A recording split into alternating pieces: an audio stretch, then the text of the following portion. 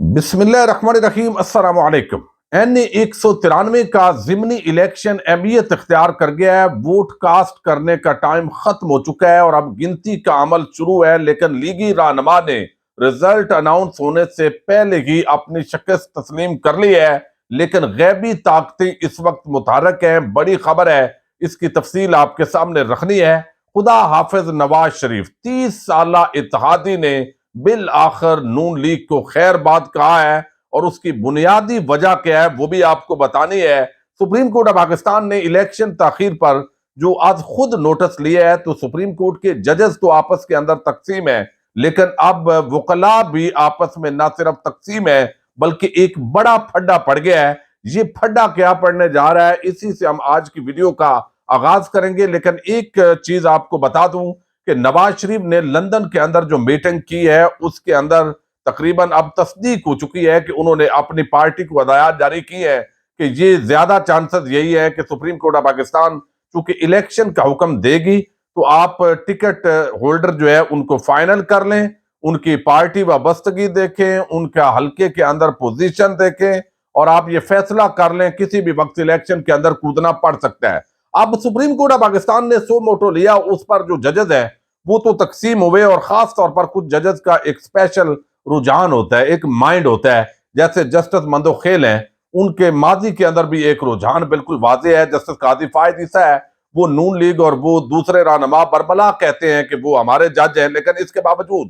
جو P T I ہے اس نے ان پر اعتراض نہیں اٹھایا۔ لیکن یہاں پر دو ججز جو ہے وہ کباب میں ہڈی بن گئے ہیں، یعنی آئین اور قانون کے ساتھ وہ کھڑے ہیں، اور اس وقت جو بھی جج آئین اور قانون کے ساتھ کھڑے ہیں وہ نون لیگ اور پی ڈی ایم کے لیے زہر قاتل وہ سمجھنے لگ گئے ہیں۔ اب یہاں پر جو وکلاء تقسیم ہوئے، وکلاء رینٹ، وکلاء تنظیمیں آپ کو علم ہے وہ وجود میں آئی ہیں، لیکن گزشتہ روز لاہور ہائی کورٹ کے اندر میں نے آپ کو بتایا جو رزلٹ آیا ہے، پہلی مرتبہ جو ہے وہ ایک خاتون وہ سیکٹری منتخب ہوئی ہے، لیکن دوسری طرف جو امیدوار تھے احسن بھون گروپ کے، اعظم نذیر تارڑ گروپ کے لراسب گوندل، وہ انتہائی نفیس آدمی ہے، لیکن وہ اس گروپ میں ہونے کی وجہ سے بہرحال ہار گئے ہیں۔ پی ٹی آئی کو بڑی کامیابی ملی ہے، تو لاہور ہائی کورٹ، اسلام آباد ہائی کورٹ، بار ایسوسی ایشن، لاہور بار اور یہ ساری جو باڈیز ہیں اب واضح طور پر پی ڈی ایم کے خلاف جو نوجوان وکلاء ہیں انہوں نے بھی بغاوت کا اعلان کر دیا ہے۔ لیکن سپریم کورٹ آف پاکستان میں چونکہ کل اس کیس کی انتہائی عام سماعت ہونے جا رہی ہے،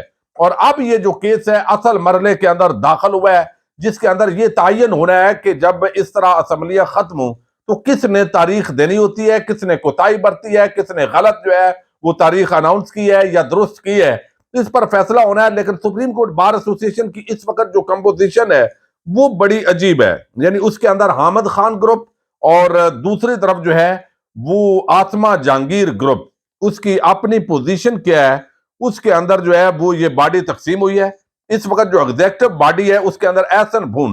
انہوں نے اس کو وکیل مقرر کر دیا ہے کہ یہ سپریم کورٹ کی طرف سے مقرر جو ہے وہ بات کرے گا، جبکہ جو عابد زبیری ہیں جو سپریم کورٹ بار ایسوسی ایشن کے صدر ہیں، انہوں نے جو ہے وہ مقتدر اختر شبیر کو اپنا وکیل مقرر کر دیا۔ اب اس وقت ٹوٹل یہ بھی جس طرح سپریم کورٹ آف پاکستان کے ججز کی تعداد 17 ہے،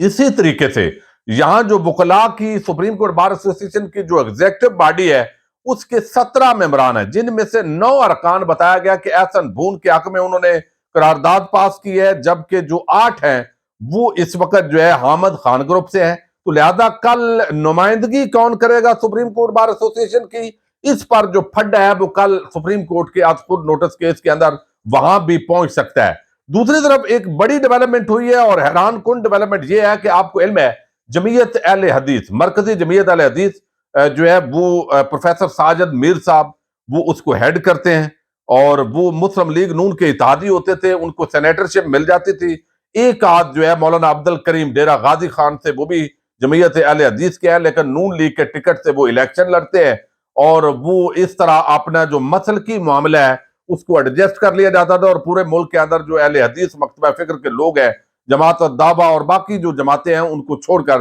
مرکزی جمعیت اہل حدیث اپنے مسلک کے اندر اثر و رسوخ استعمال کرتی تھی، اور یہ ووٹ نون لیگ کو ایک فطری اتحادی کے طور پر پڑتا تھا۔ لیکن اب چونکہ نون لیگ کا ٹکٹ بہت بھاری ہو گیا ہے، عوام کے اندر غیظ و غضب پایا جاتا ہے، نفرت کا اظہار کیا جاتا ہے، تو یہ باقاعدہ ایک ایگزیکٹو کی یہ پی ڈی ایم کا بھی حصہ ہے، جمعیت اہل حدیث. تو یہاں پر ان کی میٹنگ ہوئی ہے اور انہوں نے یہ طے کیا ہے کہ جناب یہ ہمارا جو اتحاد ہے اب اس کو برقرار رکھنا مشکل ہو گیا ہمارے لیے، اور اس کی بنیادی وجہ یہ ہے کہ ہمیں یہ ایک سیٹ دے دیتے ہیں، ایک سینیٹرشپ اور ایک ایم این اے کی، اور ہمیں ٹرکا دیا جاتا ہے. تو یہ ہمارے لیے قابل قبول نہیں ہے، اور عوام جس طرح نون لیگ سے اور پی ڈی ایم سے نفرت کا اظہار کر رہی ہے یہ ہمارے لیے بھی درست نہیں ہے. اور ہم نے اس وقت رائے بھی دی تھی کہ زرداری اور شہباز شریف نے یہ ساری گیم کر رہے ہیں، عمران خان کو اپنا ٹرنیور پورا کرنے دیں، لیکن یہ نہیں مانا گیا. اور اب جہاں بھی جاتے ہیں تو عوام کا ایک رد عمل ہوتا ہے. تو نواز شریف اور پی ڈی ایم کے گند کا ٹوکرا اسٹیبلشمنٹ کتنی دیر اٹھاتی ہے یہ علیحدہ معاملہ ہے، لیکن ان کے 30 سالہ اتحادی اور جن کا کبھی تصور نہیں کر سکتے تھے کہ وہ علیحدہ ہو جائیں گے، انہوں نے وہ گند کا ٹوکرا اٹھا کر پھینک دیا ہے اور اپنا بوجھ ہلکا کر لیا ہے. اب یہاں پر انہوں نے یہ واضح کیا ہے کہ آئندہ الیکشن ہم اپنے نشان پر لڑیں گے، اگلے الیکشن میں علیحدہ انتخابی نشان پر حصہ لیا جائے گا. ترجمان ہے جمعیت اہل حدیث کے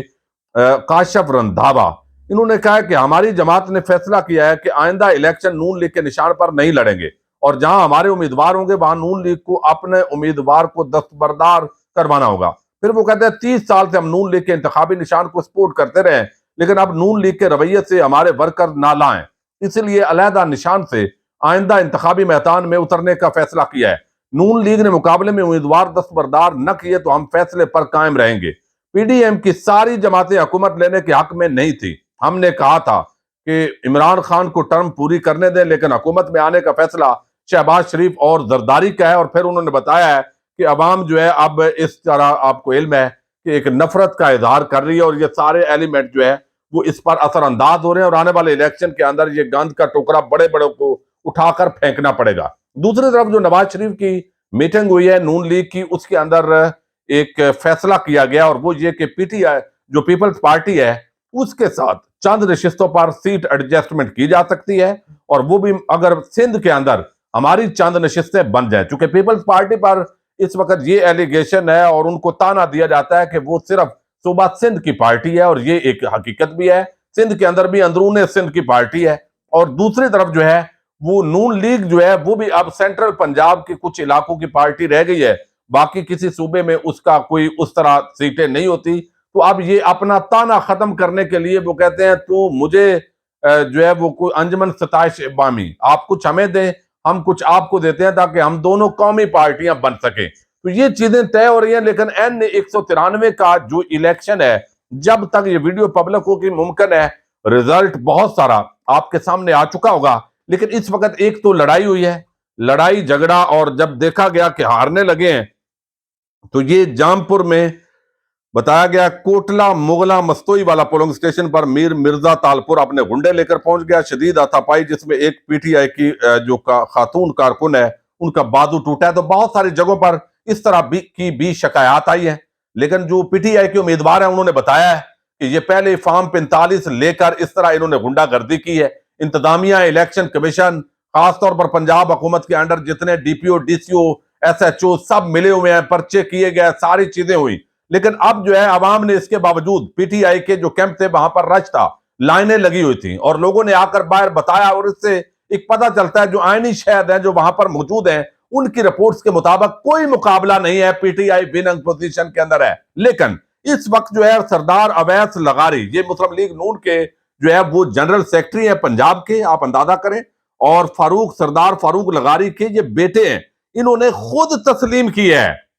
اب یہ ان کے رشتہ دار ہیں قریبی جو ایم این اے کا الیکشن لڑ رہے ہیں، اور انہوں نے بھی الیکشن کمیشن پر ملبہ ڈال کر کچھ برابر کرنے کی کوشش کی ہے. لیکن یہ بات انہوں نے بتائی ہے کہ ہمیں امید نہیں ہے الیکشن جیتنے کی. وہ کہتے ہیں الیکشن کمیشن نے ضابطہ